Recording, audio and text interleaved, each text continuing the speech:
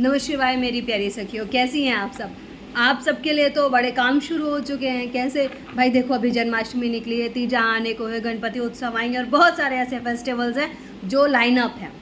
तो अगर आप ये तीजा का व्रत रखती हैं, हरियाली तीज का व्रत रखती हैं, तो यकीन मानिए ये वीडियो आपके लिए बहुत ज़रूरी है। ठीक है, क्योंकि इस वीडियो में क्या क्या बताया गया है, कैसी कैसी चीज़ें होंगी, ये आपको वीडियो देखकर ही जानना पड़ेगा, है ना। वैसे ये वीडियो आपके लिए इम्पॉर्टेंट होगा, ख़ास होगा, और आशा करती हूँ मैं आपकी पंडिताइन जी कि आपकी लाइफ में ये वीडियो हेल्प तो करेगा इस तीजा का व्रत रखने के लिए। ठीक है, तो चलिए शुरू करते हैं ये इम्पॉर्टेंट व्रत के बारे में जानने के लिए। तो अब शुरू करते हैं, ये जानते हैं कि तीजा का व्रत हमें रखना कब है। कोई कन्फ्यूजन तो नहीं है जी, नहीं, कोई कन्फ्यूजन नहीं है। 25 तारीख को जो तृतीया तिथि है वो 12:45 से लग रही है, यानी मिड डे से। तो हमारे यहाँ जो त्यौहार होते हैं वो हमेशा तिथि उदया तिथि में मानी जाती है, यानी नेक्स्ट डे सुबह से।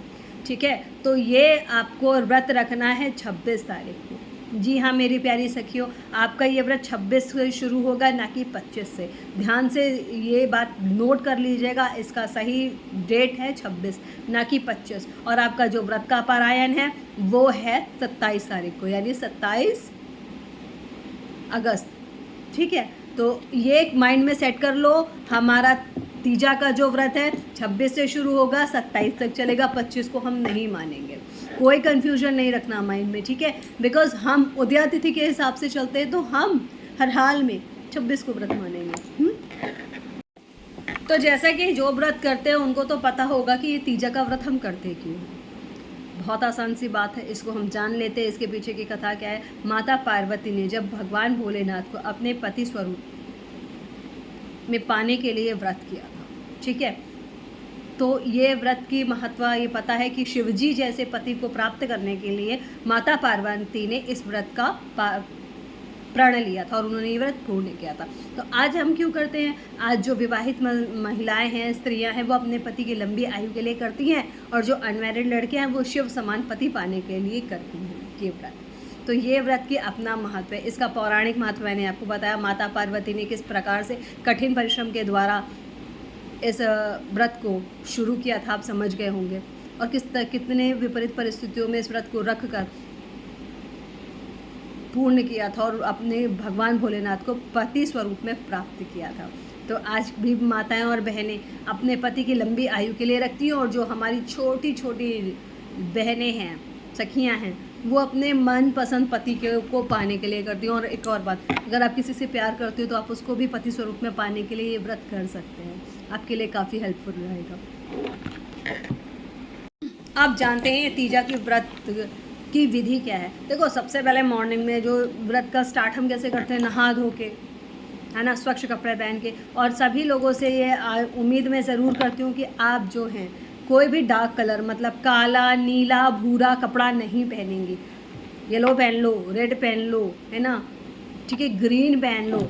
ये कलर के कपड़े आपको नहीं पहनने हैं। ब्लैक, ब्लू, ब्राउन नहीं पहनना है, ठीक है, डार्क कलर अवॉइड करना है। और जैसे आप तैयार होती हैं, अपना रंग लगाइए, 16 श्रृंगार करिए, उसके बाद में स्टार्ट करने के बाद में आपको सुबह सुबह जो गणेश जी, शिव जी और पार्वती जी की मूर्तियाँ बनानी है, या बाज़ार से ले लो, जैसे भी पॉसिबल हो कर लेना। अदर कुछ लोग तो चांदी की भी रख लेते हैं, नो इश्यूज़, ठीक है। उनकी पूजा करनी है, पंचोपचार से जितने भी विधि विधान हैं उनसे आप जिस तरीके से भी पूजा करते हैं कर लीजिएगा। फूल, माला, अक्षत सारा कुछ चढ़ा के, फल फूल मिठाई सारा कुछ करके आपको इनकी पूजा कर लेनी है, ठीक है। और व्रत का स्पेशल ध्यान रखना है, इसमें आपके मन में कोई गलत, मतलब जैसे दुर्भावना नहीं आनी चाहिए। गुस्सा नहीं करिएगा, चाहे कितनी भी बात हो, थोड़ा सा आप उसको अवॉइड करेंगे तो ज़्यादा बेटर रहेगा, ठीक है। क्योंकि व्रत का जब हम जब हम व्रत करते हैं, संकल्प लेते हैं सुबह हम व्रत का कि आज मेरा व्रत है, ठीक है, तो हमारे सबसे पहले व्रत के दिशा में जो षड रिपु हैं उन पर कंट्रोल करना होता है, ठीक है। गुस्सा, जलन और बहुत सारे और 4 चीज़ें हैं, और दूसरों से अपेक्षाएं, बहुत सारे और चार रिपु हैं, वो भी बता दूंगी मैं आपको। उनसे दूर रहना पड़ता है।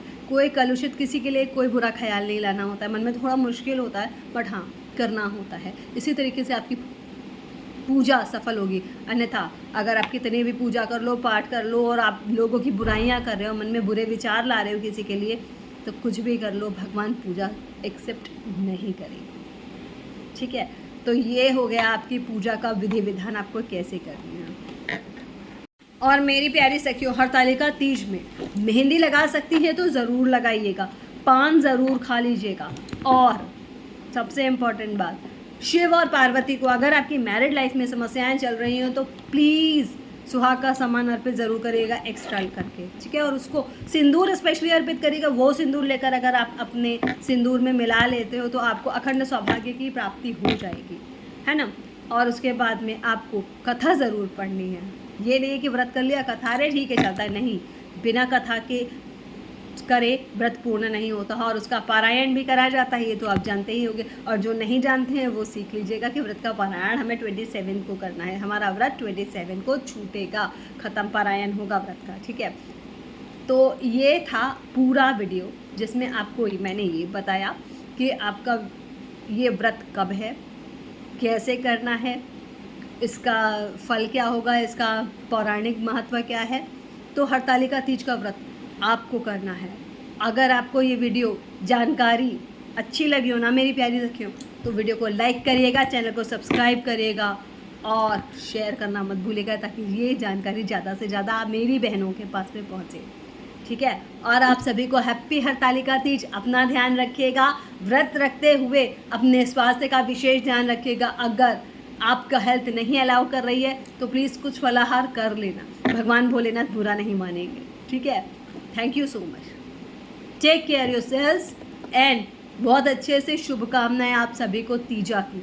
आप सभी का व्रत अच्छे से पूर्ण हो, भगवान भोलेनाथ आप सभी की मनोकामना पूर्ण करें।